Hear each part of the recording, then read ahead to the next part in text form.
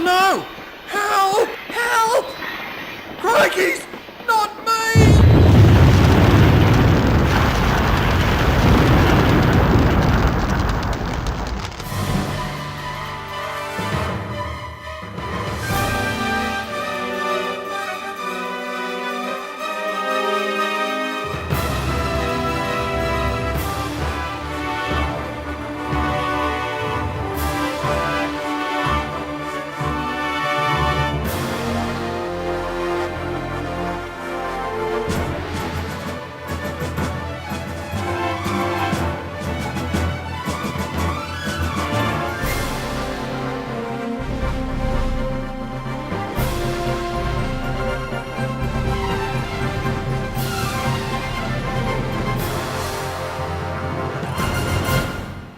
Railways have always used coal to keep everything on the move. Thomas had once thought moving coal trucks was the worst job. With the railway listing on the stock market, moving coal was now as important as ever. You trucks have been very good to me today. The thinner you empty us, the better. We're thicker with coal.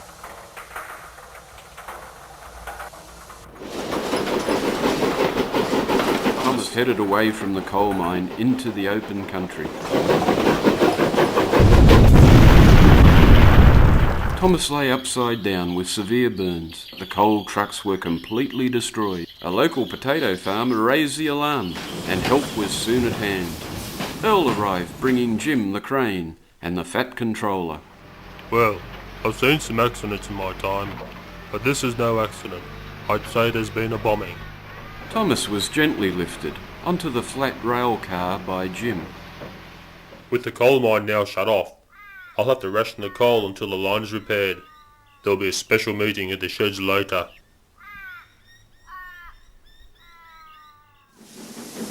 Later that day, Earl pulled into the rail yard. Thomas was carefully placed on the tracks for repairs. This has been a very sad day for the railways. We've seen there's a mad bomber on the loose. We must do all we can to be on the lookout for suspicious characters. The engines looked at each other. Come on, no. Well, who are you looking at? I will issue all of you with video cameras as security devices, so use them wisely. The engines viewed the cameras still in their boxes. Noel surveyed the stock. Well, with all these new cameras, we can start a video club. Just look at the great features on these new cameras. Wow. Gleaming Red Ted quickly formulated the rules stating, I challenge all the engines to produce a video on any subject within a month. The best video will win a boiler flush. The engines mounted their cameras and made safe for the night, but on everyone's mind was the threat of a mad bomber. Next morning saw Andy the Diesel enter the yard boasting, So your coal supply has all dried up. It's about time you were all scrapped. Bob replied as he was still trying to turn his camera on. We might be old and dependent on coal, but we're survivors. Bob and Margot carried on delivering the food supplies down their branch line. Elsewhere, Scottish John was fitting some gas bottles as an alternative fuel. His video thoughts were on this process. Chris was working on a story based on a train's last journey. Alan, the self-funded retired engine, planned a video about the town's feral cats.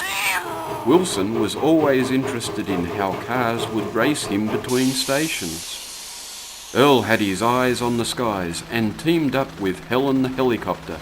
Back in the sheds, Thomas was being repaired. He also had a camera, and his video was being planned. At least I can keep an eye on Andy Diesel if I'm stuck here. The fat controller was also keeping an eye on things. These figures are not looking good. The share prices have taken a sudden dive since the bombing. He moved to the turntable to chat with Andy Diesel. I'm relying on you, Andy, to bring things back online. I'll do that easily. You can forget about those steam engines now. Just the diesel I wanted to see. I have a small but important job for you. Something we'll have to keep secret. Very secret. The Diesel looks at Andy and says nothing. Andy's secret plans are whispered to the Black Diesel. That's my boy. I like the quiet ones. No back chat. like I get from those clapped-out dinosaur steamers. Same goes for you coal trucks, clogging up every siding, serving your masters with stinking coal. What's that blue paint on your driver's cab? Have you been repairing that pesky Thomas engine? For a chap who doesn't say much, looks like you've been batting for the other side. My strongest advice to you is stick with me. I have connections in very high places, way above the fat controller. He's just a puppet who's about to lose his strings.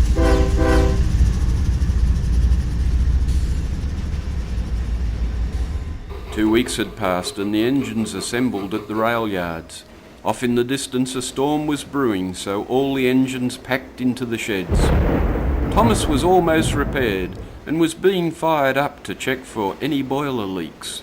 The fat controller made a brief announcement. I hope you're all getting used to your new cameras. Keep up the good work. Ted was curious about the videos. Okay lads, we'll have a short movie night just to see how you've progressed. Earl was the first to show his work. The engines hissed at the first video. They had never seen the sheds from the sky before. I put my camera in the helicopter. Hey, just have a look at this where I went. Boy, there's some tremendous shots. It's a bit shaky, this. Oh, I don't like heights. Why is it shaking like that? Ah, it's all wobbly. Why don't you use the tripod? Oh, look at those sheds right down there. Wow. An outstanding effort, Earl. Excellent titling, good composition, although some shots a little shaky.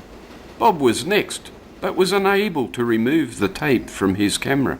Well, you see, it's a drama. It's very good. I act in it. One of the most exciting scripts that I've ever seen. Okay, Bob, don't give the story away. Chris, have you got something to show? Chris's video played, and silence fell upon the shed. The lightning outside enhanced the story as the thunder broke the silence. Now that's a video. It sends shivers through your boiler. A fine example of how all videos should be made. Alan, it's your turn.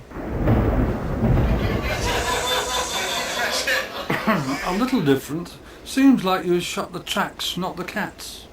Wilson was next, but explained. Well, you see, I had this accident. A car ran over my camera. Terrible waste of equipment. Ted seemed bemused by this and called for Scottish John.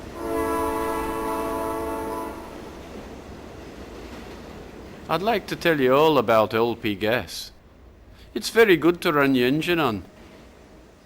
It's clean, but most of all, it's cheap, and that's what I like. Yes, a solid industrial video, John. Well done all. Then from the corner, Thomas whistled. Ted, I have a video. Well, it's sort of an animation. Can I show it? Animation? Well, did you use your camera, Thomas? Is that according to the rules, Ted? I mean, are you sure about that? Okay, I think we can stretch the rules this time out. This is the best thing I've ever seen. I think I see something. What's that on the turntable? Noel steamed forward, asking for a replay at reduced speed. Come on, Noel. There's nothing. You got to be joking. I can't see a thing. You've got to be I didn't kidding. see any of that. What do you see, Noel? I think that's a bomb on the turntable. A bomb? Don't panic, everyone. I can get it. Thomas steamed out of the shed. His driver placed the bomb on the running board and headed down the main line. If I am quick, I'll save the railways from certain doom. It's no good being on the main line. I'll have to find a siding. Thomas didn't see that the points were set to go into a work shed. Oh no! That's Andy Diesel's shed. I'll never stop in time.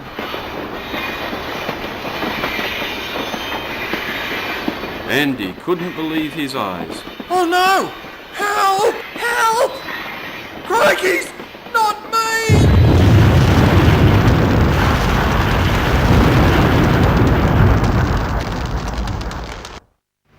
The next day saw Thomas once again being lifted into the shed for repairs.